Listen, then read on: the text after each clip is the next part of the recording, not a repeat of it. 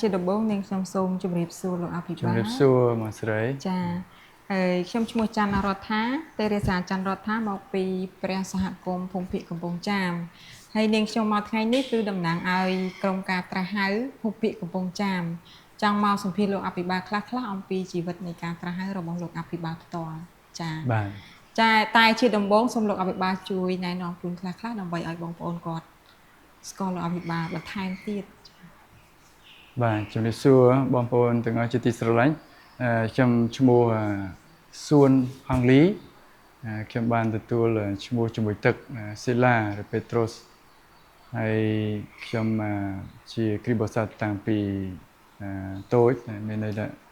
ក្រុមគ្រួសាររបស់ខ្ញុំម្ដាយខ្ញុំជាគ្រីបសាទហើយខ្ញុំមកពីភូមិមាត់ក្រសាសភូមិមាត់ក្រសាសហើយស្រុកលីវែមខេត្តកណ្ដាលបាទហើយបាទសប្តាហ៍ថ្ងៃខ្ញុំជាលោកអភិបាលទទួលខុសត្រូវភូមិភាគកំពង់ចាមរយៈពេល2ឆ្នាំកន្លះបាទចាអរគុណច្រើនលោកអភិបាលអញ្ចឹងបន្តទៅទៀតនេះខ្ញុំចាប់ដើមសួរសំណួរលោកអភិបាលខ្លះអំពីការត្រាស់ហៅតែម្ដងតើលោកអភិបាលដឹងថាព្រះជាម្ចាស់ត្រាស់ហៅលោកអភិបាលដោយរបៀបណាបាទបាទខ្ញុំនិយាយអំពីប្រវត្តិនៃការត្រាស់ហៅវារៀងវែងឆ្ងាយបន្តិចតែខ្ញុំព្យាយាមសង្ខេបដោយសារខ្ញុំពេលដែលខ្ញុំនៅតូចខ្ញុំលើចាស់និយាយថាខ្ញុំជាក្មេងម្នាក់ដែលខ្ពើមដីមានន័យថាអត់ដើរហើយនៅពេលនោះខ្ញុំនៅតែលើគ្រែទេហើយមីងខ្ញុំបានដាក់ឈ្មោះខ្ញុំថាជ្រាចដោយសារគាត់គិតថាយើងអង្គុយនៅលើគ្រែរហូតគាត់ថាជាលោកសង្គ្រាចនៅសម័យនោះគេហៅលោកបូជាចារខាងសាសនាកាតូលិកនឹងជាលោកសង្គ្រាចចា៎ហើយអញ្ចឹងឈ្មោះខ្ញុំមានរបៀបនោះតាំងពីនោះមកហើយខ្ញុំដឹងថានៅពេលនោះខ្ញុំចាំម្ដងពេលដែលខ្ញុំត្រូវទិញនំហូបខ្ញុំត្រូវពឹងលើបងខ្ញុំដែលអ៊ីវខ្ញុំដើម្បីទៅទិញនំហើយសម័យដែលមានទឹកលិចហើយនៅពេលនោះទោះបីបងខ្ញុំគាត់ចង់របូតខោប៉ុន្តែខ្ញុំអត់ព្រមចុះគាត់ដាក់ខ្ញុំពិបាកមែនទែនព្រោះខ្ញុំដូចជាពេលនោះដូចជាខ្លាចដីមែនបើអត់ហ៊ានដើរអញ្ចឹងគាត់ដាក់ឈ្មោះខ្ញុំរបៀបហ្នឹងហើយនៅពេលដែលគេបានទិញស្បែកជើងឲ្យខ្ញុំដើរខ្ញុំអាយុខ្ទង់4ឆ្នាំខ្ញុំដើរនៅលើគ្រែហើយក្រោយមកដើរលើគ្រែប្រហែលថ្ងៃហើយខ្ញុំអាចដើរដីបានប្រហែលថ្ងៃក្រោយមកពេលនោះស្រាប់តែខ្មែរក្រហមចូលហើយជាពេលវេលាមួយដែលក្រុមគ្រួសាររបស់ចលះចឹងទៅអញ្ចឹងមីងរបស់ខ្ញុំធ្លាប់ហៅខ្ញុំឈ្មោះជ្រាចនេះដោយយល់ថាខ្ញុំជាលោកសង្គ្រាចតាំងពីក្មេងមកចា៎លោកពេលខ្ញុំធំដឹងក្តីសម័យខ្មែរក្រហមហើយសម័យនោះដែលជាសម័យមួយយើងអត់ស្គាល់គ្រីស្ទសាសនាទេព្រោះខ្ញុំធំសម័យខ្មែរក្រហមហើយឆ្នាំ79យើងត្រឡប់ទៅស្រុកវិញនៅពេលនោះក៏អត់ទាន់ស្គាល់គ្រីស្ទសាសនាដែរហើយខ្ញុំទៅរៀននៅសាលាមានវត្តមានអីធម្មតាហើយនៅពេលនោះខ្ញុំទៅគោរពថ្វាយបង្គំរូបបដិមាព្រះពុទ្ធហើយនឹងប្រគេនចង្ហាន់លោកសង្ឃដូចពុទ្ធបរិស័ទទៀតហើយនៅឆ្នាំ1989នៅចុងឆ្នាំ89នៅភូមិរបស់ខ្ញុំគឺចាប់ផ្ដើមមានគ្រីបរិស័ទដែលជួបជុំគ្នាគឺនៅក្នុងចំណោមបងប្អូនវៀតណាមហើយដើមឆ្នាំ90ខ្ញុំចាប់ផ្ដើមទៅចូលរួមនៅក្នុងកម្មវិធីនោះហើយខ្ញុំបានរៀនទទួលអគ្គសញ្ញាលើកលែងទោសឲ្យរួចពីបាបហើយក្រោយមកទទួលព្រះកាយដំបូងហើយនឹងទទួលព្រះកាយដំបូងនៅពេលនោះបាទហើយនៅឆ្នាំ90នោះជាឆ្នាំដែលគេប្រគល់ឲ្យគ្រីបរិស័ទយើងថ្វាយពិបុជាសាធារណៈលើកទី1ដែរគឺនៅខែ4ដែលយើងថ្វាយពិបុជាបន់ចម្លងនៅចិនឡានៅទីក្រុងភ្នំពេញខ្ញុំបានទៅចូលរួមជាមួយគេដែរចៃដន្យនៅពេលបន់ណូអែលឆ្នាំ1990យើងដឹងថាសម័យនោះពេលណាយើងឈប់រៀនគឺគេតម្រូវឲ្យយើងធ្វើទាហានបម្រើកងទ័ពហើយគេបានចាប់ខ្ញុំយកទៅដាក់នៅក្នុងសាលាឃុំមួយរយៈពេលដូចជា2យប់ហើយបងខ្ញុំបានរំដោះខ្ញុំមកវិញហើយនៅពេលនោះគាត់បានរកមធ្យោបាយដើម្បីឲ្យខ្ញុំចេញទៅជំរាបជីដៃថៃជំរុំភៀសខ្លួនហើយខ្ញុំមានអំណរសប្បាយពេលដែលខ្ញុំត្រូវទៅជំរុំហេតុអី ទីមួយគឺនៅពេលដែលខ្ញុំនៅភូមិមីងខ្ញុំធ្លាប់សួរខ្ញុំតើក្មួយចង់ទៅជាបូជាចារឬទេចា៎បាទហើយខ្ញុំអត់ចង់នៅសម័យនោះខ្ញុំអត់ចង់ទៅជាបូជាចារទេខ្ញុំចង់រស់នៅធម្មតាមានគ្រួសារមានអីធម្មតាចង់មានមុខរបរចិញ្ចឹមជីវិតចឹងពេលខ្ញុំចេញទៅជំរំខ្ញុំថាខ្ញុំនឹងបានរៀនជំនាញខ្លះៗដើម្បីចិញ្ចឹមជីវិតខ្ញុំសប្បាយចិត្តប៉ុន្តែនៅសម័យនោះពេលដែលធ្វើដំណើរពីប្រទេសកម្ពុជាទៅជីដែនគឺយើងជួបការលំបាកច្រើនគឺបើសិនគេចាប់បានតាមផ្លូវយើងមានគ្រោះថ្នាក់ដល់ជីវិតហើយបើយើងជួបចោរឬអីក៏មានគ្រោះថ្នាក់ដែរហើយបងខ្ញុំបានពឹងមេខ្យល់ម្នាក់គេហៅថាមេខ្យល់ក៏ស្គាល់គេយើងឲ្យលុយគេខ្លះគេនាំយើងទៅគប់និមិត្តយើងសម្រាប់នៅគប់និមិត្តក្រោយយើងធ្វើដំណើរឆ្លងជីដែនទៅអូបេជាន់ហើយយើងត្រូវធ្វើដូចជាអ្នករ៉ូស៊ីម្យ៉ាងដែរគេឲ្យខ្ញុំយើងមានជួតក្បាលកម្មានៅលើក្បាលទៅហើយក្រោយមកយើងស្ពាយមានដងរែកមួយយើងរែកត្រីងៀតបាទធ្វើជាអ្នកហ្នឹងហើយឆ្លងទៅបាទយើងបានធ្វើដំណើរប៉ុន្តែក្នុងដំណើរដែលទុកលំបាកទាំងជិះយើងមានជីរទេសភ្លើងយើងមានជីឡានយើងមានជីរទេសសេះយើងមានដានេះក្នុងពេលទុកលំបាកនោះខ្ញុំអធិដ្ឋានខ្ញុំថាប្រសិនបើខ្ញុំធ្វើដំណើរដោយសេចក្តីសុខខ្ញុំនឹងជួយបម្រើព្រះសហគមន៍ខ្ញុំអធិដ្ឋានរបៀបនេះក្រោយមកមែនខ្ញុំបានធ្វើដំណើរដោយសេចក្តីសុខទៅដល់ជំរំខ្ញុំនៅជាមួយបងខ្ញុំពី3ខែក្រោយមកខ្ញុំបានជួបលោកឪពុក Bernard Dupras ចឹងពេលដែលខ្ញុំចេញទៅជំរំលោក Bernard Dupras បានមកប្រទេសកម្ពុជាចា៎ហើយពេលដែលគាត់ត្រឡប់ទៅវិញគាត់ជួបខ្ញុំគាត់និយាយថាខ្ញុំបានឮគេនិយាយថាខ្ញុំចង់ទៅជាបូជាចារចា៎ដូច្នេះសំណួរទៅជាបូជាចារនេះវាចោទលើខ្លួនខ្ញុំម្ដងទៀតហើយនៅពេលនេះខ្ញុំបាននិយាយជាមួយគាត់ថាចាំខ្ញុំរីគិតមើលសិនហើយខ្ញុំនិយាយជាមួយបងខ្ញុំបាទចឹងខ្ញុំមានពេលវេលា3ខែដើម្បីគិតពិចារណានិងអធិដ្ឋានផងដើម្បីសម្រេចចិត្តថាខ្ញុំចង់ទៅជាបូជាចារឬអត់ហើយនៅពេលនោះខ្ញុំចាំបងរបស់ខ្ញុំក៏អត់ចង់ឲ្យខ្ញុំទៅទេប៉ុន្តែ3ខែក្រោយមកខ្ញុំសម្រេចចិត្តថាខ្ញុំសាកល្បងដើម្បី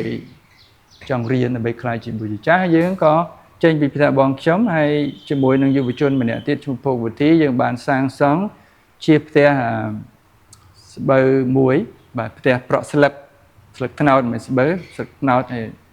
សសរធ្វើពីសសរអស័យទាំងអស់នៅសម័យនោះនៅជំរំគេធ្វើរបៀបហ្នឹងខ្ញុំក៏នៅជាមួយគ្នាហើយប្រហែលខែក្រោយមកមានយុវជនម្នាក់ទៀតគឺយើងហៅលោកវាងគឺពលលោកពុកពលសប្តាហ៍ថ្ងៃបាទយើងនៅជាមួយគ្នា3នាក់បាទអញ្ចឹងជីវិតនៃការត្រាស់ហៅរបស់ខ្ញុំគឺរបៀបហ្នឹងមានន័យថាសំណួរតែមួយចោទឡើងតែខ្ញុំចង់ទៅជាបូជាចារដែលមីខ្ញុំចោទហើយចៃដន្យពេលលោកបូជាចារម្នាក់បានមកស្រុកខ្មែរត្រឡប់ទៅវិញក៏សួរខ្ញុំសំណួរស្រដៀងគ្នាខ្ញុំឮថាអ្នកឯងចង់ក្លាយជាបូជាចារអញ្ចឹងនៅពេលនោះខ្ញុំក៏បានសម្រេចចិត្តសាកល្បងចូលនៅក្នុងជីវិតត្រៀមដើម្បីក្លាយទៅជាបូជាចារបាទនេះគឺជាអ្វីដែលខ្ញុំឃើញថាព្រះជាម្ចាស់បានចាប់ផ្ដើមត្រាស់ហៅនៅក្នុងជីវិតរបស់ខ្ញុំ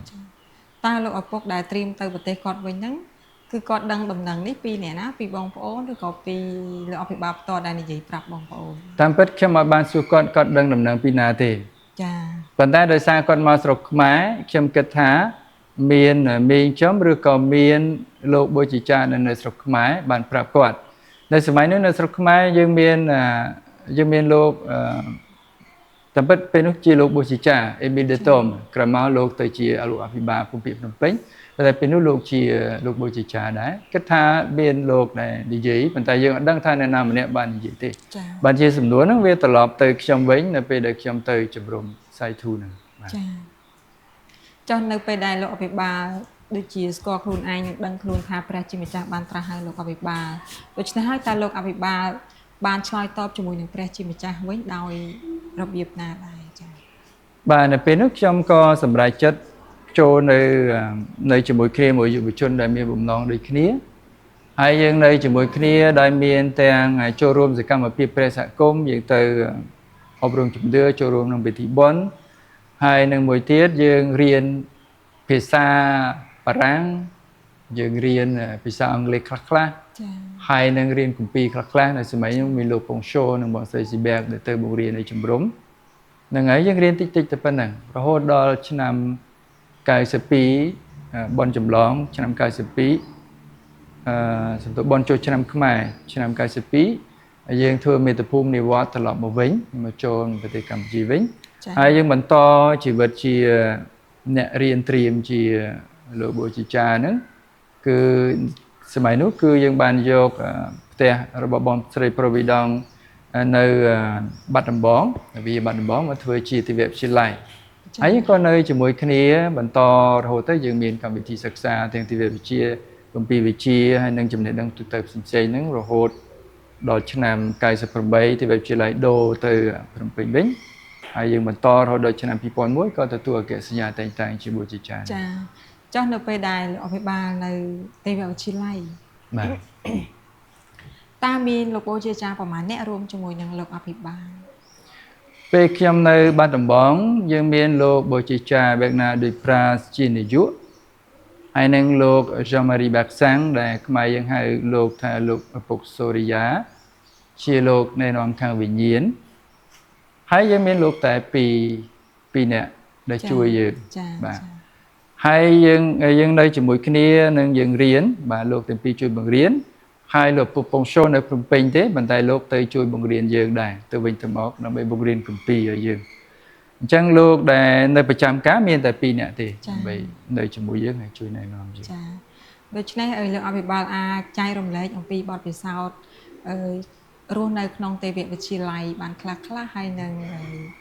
របៀបដែលលោកអភិបាលនៅក្នុងទេវវិទ្យាល័យហើយរបៀបដែលលោកអភិបាលចិញ្ចឹមចិត្តការត្រាស់ហៅនៅក្នុងជីវិតលោកអភិបាលផ្ទាល់បាទតាមពិតនៅសម័យខ្ញុំនៅបានដំបងគឺរបៀបយើងរស់នៅជានិស្សិតទេវវិទ្យាល័យយើងមានការលំបាកច្រើនចា៎ទីមួយបើយើងនិយាយអំពីស្ថានភាពគឺសម័យនោះនៅមានសង្គ្រាមនៅឡើយរវាងកងទ័ពរដ្ឋាភិបាលហើយនិងកងទ័ពរបស់ខ្មែរក្រហមដែលនៅតាមជីដែនពេលជាច្រើនដែលមានសង្គ្រាមគេបាញ់គ្នានៅតាមតំបន់ផ្សេងដូចជានៅបាណន់ដូចជានៅតំបន់ខាងតាពូខាងអីធ្លាប់មានអញ្ចឹងមានបងប្អូនក្រីក្រច្រើនបាទអញ្ចឹងយើងនៅទេវវិទ្យាល័យយ៉ាងម៉េចយើងមានកម្មវិធីសិក្សាប៉ុន្តែនៅទេវវិទ្យាល័យយើងទទួលខុសត្រូវធ្វើម្ហូបខ្លួនឯងហើយនឹងសម្អាតផ្ទះដែរចា៎អញ្ចឹងយើងបានចែកជាក្រុមមានក្រុម2នាក់ជាអ្នកធ្វើម្ហូប2នាក់ជាអ្នកសម្អាតផ្ទះ2នាក់ទៀតជាអ្នកលាងចានចែករបៀបហ្នឹងហើយម្ហូបរបស់យើងពិបាកដោយសារតែយើងអត់មានចុងភៅទេហើយយើងធ្វើសម្រាប់កូនសិស្សនៅមណ្ឌលដែរយើងមានគ្នាប្រហែល30នាក់ហូបអញ្ចឹងយើងទៅផ្សារម្ដងម្ហូបរបស់យើងទិញច្រើនរហូតដល់អ្នកផ្សារគេឆ្ងល់ដោយសារយើងប្រុសយើងទៅផ្សារអញ្ចឹងទៅបាទទី2យើងអត់មានប្រាក់ហោប៉ៅទេបើយើងត្រូវការចំណាយអ្វីគឺយើងសុំពីអ្នកកាន់ប្រាក់ហើយយើងចុះនៅក្នុងបញ្ជីហើយមួយទៀតបើសិនបើយើងមានបងប្អូនដែលមានសមត្ថភាពគេជួយយើងអានឹងយើងមានប្រាក់ហោប៉ៅខ្លះបាទនេះជីវភាពរបស់យើងរបៀបហ្នឹងហើយរាល់ថ្ងៃសៅរ៍អាទិត្យយើងចូលរួមនៅក្នុងសកម្មភាពព្រះសហគមន៍មានខ្លះក៏នៅទីរួមខេត្តបាត់ដំបងខ្លះក៏ទៅឆ្ងាយដូចខ្ញុំពិចារណាខ្ញុំទៅខាងតពូងខាងខ្នែករមាសអញ្ចឹងទៅហើយបងប្រុសផ្សេងទៀតទៅខាងផ្សេងអញ្ចឹងទៅខ្លះទៅចំណោមខ្លះទៅតាហែអញ្ចឹងទៅអញ្ចឹងរាល់សៅរ៍អាទិត្យយើងទៅសួរសុខទុក្ខបងប្អូនគ្រីបោះសត្វឬក៏បងប្អូនដែលនៅតំបន់គ្រីបោះសត្វនិងមួយទៀតគឺយើងចូលរួមដែរមានប្រជុំនៅក្នុងព្រះសហគមន៍បាត់ដំបងដូចជាគណៈកម្មការសង្ឃៈគណៈកម្មការវិធីបុណ្យគណៈកម្មការអប់រំជំនឿដែលយើងចូលរួមអញ្ចឹងយើងមានការងារច្រើននៅក្នុងការរស់នៅជាមួយគ្នាមានការលំបាកច្រើនតែសំណួរថាតើយើងចិញ្ចឹមជីវិតនៃការត្រាស់ហើយយ៉ាងម៉េចគឺចិញ្ចឹមនេះគឺទី1សម្រាប់ខ្ញុំគឺការអធិដ្ឋានរបស់យើងជួយយើងទី2គឺលោកណែនាំខាងវិញ្ញាណខ្ញុំទទួលស្គាល់នៅពេលនោះគឺលោកពុកសូរិយាគាត់មានរបៀបណែនាំខាងវិញ្ញាណល្អបាទហើយគាត់និយាយភាសាខ្មែរច្បាស់ហើយគាត់ជួយយើង នឹងមួយទៀតគឺនិស្សិតដែលនៅជាមួយគ្នាពេលយូរយូរម្ដងយើងមានឱកាសចេញទៅក្រៅដើម្បីញ៉ាំអីជាមួយគ្នានិយាយចែករំលែកសុខទុក្ខគ្នាជួយលើកទឹកចិត្តគ្នាទៅវិញទៅមកចា៎បាទហើយបងប្អូនគ្រីស្ទបរិស័ទឬគណៈកម្មការនៅក្នុងកន្លែងយើងរស់នៅមានបងប្អូនខ្លះក៏ជួយលើកទឹកចិត្តយើងជួយឧបត្ថម្ភយើងខ្លះៗដែរអញ្ចឹងវាជាកម្លាំងចិត្តរបស់យើងមួយយ៉ាងចា៎បាទអញ្ចឹងហើយបានជាយើងបន្តនៅក្នុងជីវិតរបស់យើងរហូតដល់ថ្ងៃតែងទៅចា៎អរគុណបាទចុះនៅពេលដែលលោកអភិបាលនៅទេវវិទ្យាល័យតើមានអនុស្សាវរីយ៍អ្វីខ្លះដែលលោកអភិបាលចងចាំនៅទេវវិទ្យាល័យបាទយើងមានអនុស្សាវរីយ៍ខ្លះដែរប៉ុន្តែគិតថាខ្ញុំចែកតែអនុស្សាវរីយ៍ល្អៗបានហើយចា៎បាទអនុស្សាវរីយ៍ល្អៗមានដូចខ្ញុំបាននិយាយបាយមិញគឺទី1គឺយើងជានិស្សិតដូចគ្នាយើងរស់នៅសម័យដែលទទួលការលំបាកដោយសារសម័យសង្គ្រាមខ្លះយើងជួបការលំបាកច្រើនបើយើងមានឱកាសញ៉ាំអ្វីៗខ្លះៗជាមួយគ្នាហើយចែករំលែកសុខទុក្ខជាមួយគ្នានេះជាអនុស្សាវរីយ៍ដែលយើងបំភ្លេចអត់បានទេចា៎មានម្ដងមាននិស្សិតយើងម្នាក់ធ្លាប់មានបញ្ហាគ្រោះថ្នាក់ឡានបាទសម័យនោះខ្ញុំមានអត្តញ្ញាណខ្ញុំដាក់អត្តញ្ញាណបានខ្ញុំប្រចាំដើម្បីនឹងជួយដោះស្រាយបញ្ហាជាមួយប៉ូលីសអីផ្សេងៗអញ្ចឹងនេះជាអនុស្សាវរីយ៍មួយដែរចា៎ហើយមួយទៀតពេលយើងអត់មានលុយចាយមិត្តភ័ក្តិរបស់យើងមានគេចែកជាមួយយើងចា៎បាទនេះជាអំណរសប្បាយរបស់យើងនឹងខ្ញុំចាំម្ដងពេលយើងធ្វើដំណើរពីភ្នំពេញយើងបានឡានថ្មីយើងក្លាប់ឡានហើយនៅពេលនោះយើងមានប្រហែលអ្នកនៅជាមួយគ្នានៅចាំឡានសម្រាប់មានឡានគេមកជួយយើងនៅចាំនៅព្រៃតូចជិតដល់បាត់ដំបងមានកន្លែងមួយព្រៃតូចដោយសារមានគ្រោះថ្នាក់ឡានអញ្ចឹងវាជាអនុស្សាវរីយ៍ដែលជួយនៅក្នុងជីវិតរបស់យើងដែរហើយនឹងមានអនុស្សាវរីយ៍ជាមួយបងប្អូនគ្រីស្ទបរិស័ទនឹងតាមភូមិដែរដែលយើងទៅសួរសុខទុក្ខគេយើងសម្រាកនៅផ្ទះគេយើងញ៉ាំបាយជាមួយបងប្អូនរបស់យើងចា៎យើងហាត់ចម្រៀងហាត់អីជាមួយបងប្អូនយើងវាជាបរិយាកាសខ្លះៗដែលដកជាប់នៅក្នុងអារម្មណ៍របស់យើងដែរបាទចា៎បាទតាមស្ដាប់មើលទៅប្រវត្តិនៃការចូលទេវវិទ្យាល័យរបស់លោកអភិបាលហាក់ដូចជាមិនស្រួលដែរបាទអញ្ចឹងនៅពេលដែលលោកអភិបាលជួបនឹងបញ្ហាផ្សេងៗតើលោកអភិបាលមានអារម្មណ៍សោកស្ដាយឬមានវិបដិសារីដើម្បីឆ្លើយតបនឹងការត្រាស់ហៅរបស់ព្រះជាម្ចាស់ឬទេបាទនៅក្នុងជីវិតបាទយើងគិតទៅតាំងពីនៅក្នុងទេវវិទ្យាល័យ